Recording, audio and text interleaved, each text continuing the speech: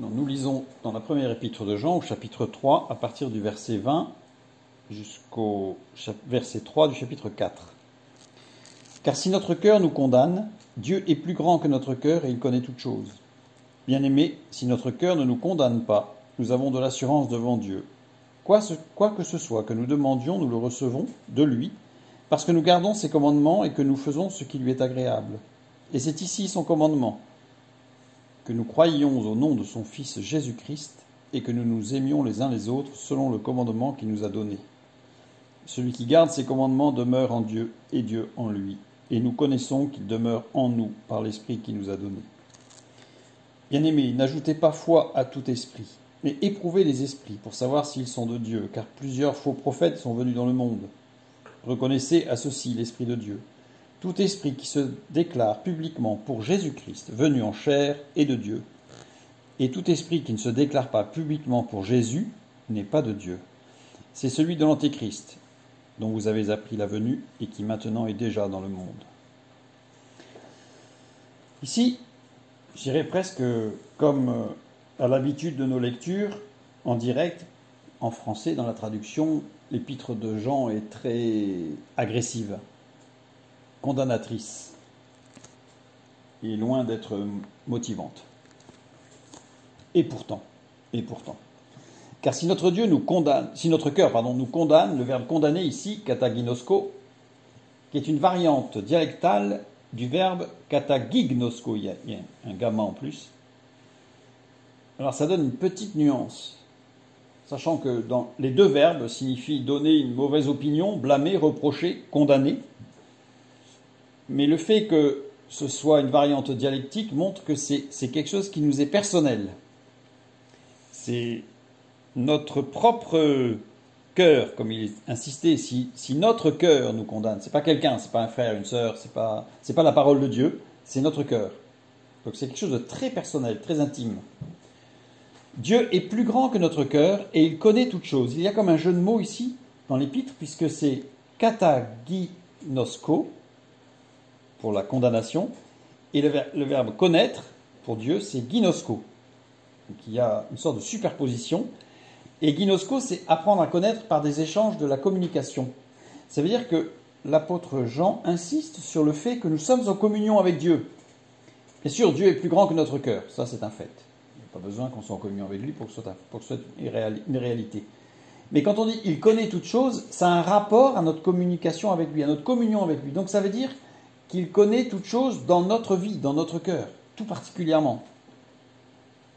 Là, on est vraiment dans quelque chose de très intime, au verset 20. Et ça continue, bien-aimés. Si notre cœur ne nous condamne pas, nous avons de l'assurance devant Dieu. Le terme assurance ici, parésia, veut dire liberté de langage, franchise, pouvoir parler librement. Ça veut dire que nous avons, dans cette communion avec Dieu intime, nous avons cette possibilité, si notre cœur ne nous condamne pas, d'être libre dans la parole. Ça veut dire que, à contrario, si notre cœur nous condamne, eh bien nous perdons cette liberté. Nous perdons cette liberté. Et il continue, l'apôtre, quoi que ce soit que nous demandions, nous le recevons de lui. Le verbe demander ici, aiteo, il existe deux mots pour demander. Pour exprimer une demande en grec, aiteo ici, qui implique une sollicitation et une certaine soumission, et erotao, qui implique une familiarité dans la relation. Ici, c'est bien aiteo, donc il y a une soumission, on sollicite. Le mode est subjonctif, ça veut dire que c'est possible, possiblement. Et ce qui est intéressant, c'est que nous le recevons, lambano, est conjugué à l'indicatif, et pas au subjonctif. Ça veut dire que, alors lambano d'abord, c'est un terme très utilisé dans le Nouveau Testament, pour désigner le fait de se revêtir complètement, prendre comme seconde nature, donc c'est être renouvelé par l'esprit, et c'est aussi une action de saisir ou prendre quelque chose, généralement avec la main pour l'emmener, c'est-à-dire que le renouvellement par l'esprit n'est pas quelque chose qui nous tombe dessus. C'est quelque chose que Dieu nous donne, mais que l'on saisit. Comme si quelqu'un nous tend quelque chose, et il faut le prendre pour le recevoir. Il y a une sorte de concomitance, d'action entre ce que Dieu fait et ce que nous acceptons de recevoir de lui. Et comme le verbe lambano est lui conjugué à l'indicatif, ça veut dire que même si nous nous demandons mal, nous recevons. Même si nous demandons ce qui n'est pas tout à fait juste que nous demandions, c'est-à-dire qu'on ne va pas recevoir ce que nous avons demandé exactement, mais nous allons recevoir ce dont nous avions besoin. Ça veut dire que si nous n'avons pas conscience, si nous ne savons que demander, parce que notre cœur nous condamne, nous donne une mauvaise opinion de nous-mêmes, nous blâme, nous condamne, nous fait des reproches à nous-mêmes, Dieu est au-dessus de toute chose. Et dans notre relation, dans nos prières, même si nous ne savons pas ce qu'il convient de demander, nos soupirs inexprimables seront entendus. Et de toute façon, soyons assurés que Dieu nous donnera ce dont nous avons besoin. Pourquoi ? Parce que nous gardons ses commandements. Le verbe garder ici, tereo. Tereo, qui veut dire veiller sur quelque chose. Nous veillons sur sa parole. Nous veillons sur ce que Dieu nous a donné. Parce que nous gardons ses commandements, c'est entolé. C'est pas nomos, c'est pas la loi, c'est entolé. Une parole écrite faisant autorité. C'est la parole de Dieu. Et en plus, ce terme entolé est particulier parce qu'il n'y a que dans les traductions bibliques que ce mot a un sens strictement négatif ou péjoratif de commandement.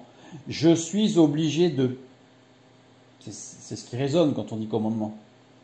Je dois, je suis obligé de. Il faut impérativement que, sinon, je vais être puni. Alors que entolé, pas du tout. Entolé, c'est une parole libératrice. C'est une parole qui fait autorité et qui nous donne la liberté.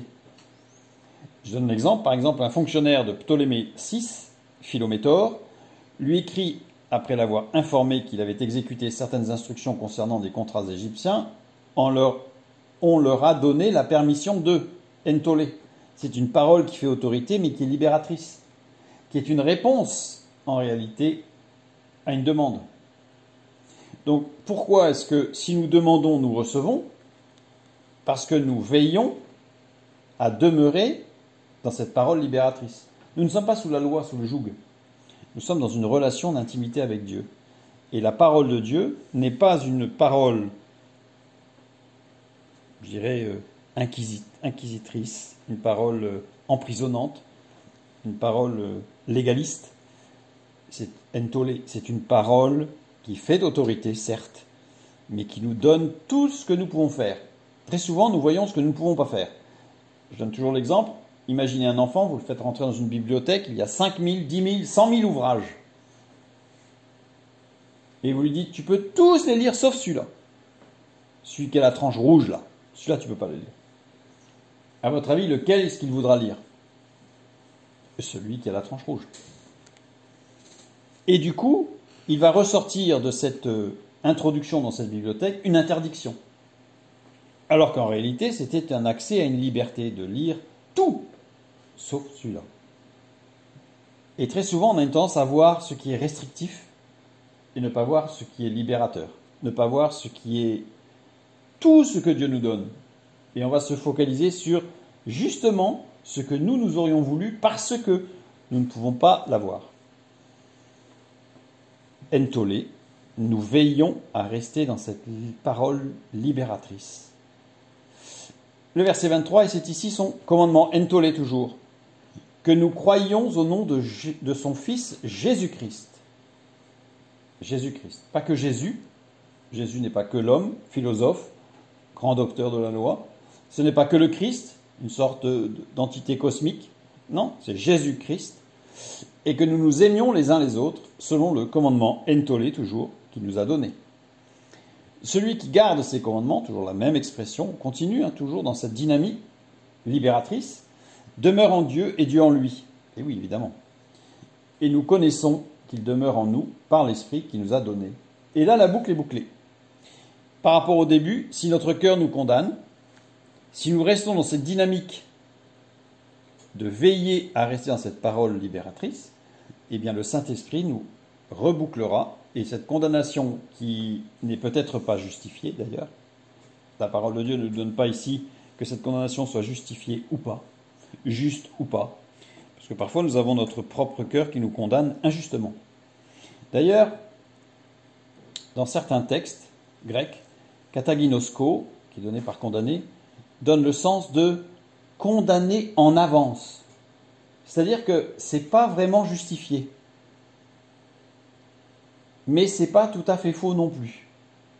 Mais tout n'est pas juste. Il manque des éléments. Ça va trop vite.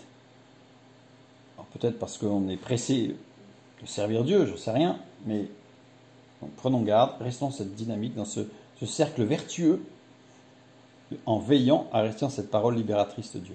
Puis le verset 1, je n'ai pas fait de coupure parce qu'il continue. Bien-aimés, n'ajoutez pas foi à tout esprit, mais éprouvez les esprits, pour savoir s'ils sont de Dieu. Éprouvons même notre condamnation dans nos cœurs. Est-ce que cela vient de Dieu? Car plusieurs faux prophètes sont venus dans le monde, et viendront dans le monde, et sont actuellement dans le monde. Reconnaissez à ceci l'Esprit de Dieu. Tout esprit qui confesse Jésus-Christ venu en chair est de Dieu. Et tout esprit qui ne confesse pas Jésus, remarquez la subtilité, c'est Jésus-Christ venu en chair, donc qui insiste sur le fait que c'est bien le Fils de Dieu incarné, et tout esprit qui ne confesse pas Jésus, l'homme, n'est pas de Dieu. Parce que vous avez certains qui vous parlent beaucoup du Christ, de la gloire de Jésus, de la gloire du Christ, mais qui éludent l'œuvre rédemptrice de Jésus-Christ sur la croix. Donc attention, c'est un filtre, une fois de plus. Donc tout esprit qui ne confesse pas Jésus n'est pas de Dieu, c'est celui de l'antéchrist. Il n'y a pas de différence dans la parole de Dieu entre antéchrist et antichrist. C'est le même terme grec, dont vous avez appris la venue, et qui maintenant est déjà dans le monde. Puisque l'antichrist, ce n'est pas forcément une entité particulière, une personne particulière, qui viendra à un moment donné. L'antichrist, c'est toute personne qui ne confesse pas Jésus, mais qui peut confesser Christ. Subtil. Subtil.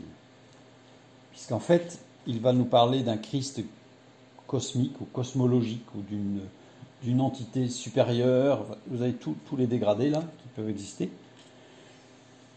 Le seul moyen de se préserver de ce genre de dérive toxique, qui va nous amener inévitablement à la condamnation, d'abord peut-être de notre propre cœur, mais de toute façon en finalité à la condamnation de Dieu. Le seul moyen de sortir de ce cercle cette fois-ci toxique, c'est de veiller à rester dans la soumission à cette parole entolée, libératrice, que Dieu nous a donnée au travers de la Bible.